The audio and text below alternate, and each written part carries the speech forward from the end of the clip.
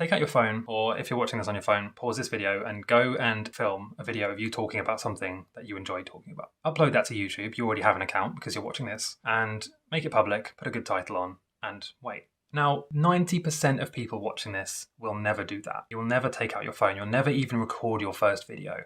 Or if you do, you won't go any further than that. And this is why, in my opinion, it's both so difficult and so easy to start a YouTube channel.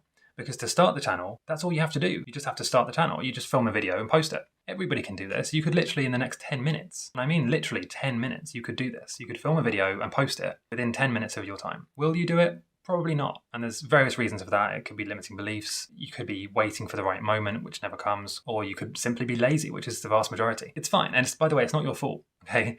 When I say things like because you're lazy, I don't mean that, as a personal attack as in it's your fault. What I mean is the entire structure of society for thousands of years has been focused on controlling your mind and keeping you limited. So it's no surprise, it's not your fault, but you need to realize the problem so you can actually fix it.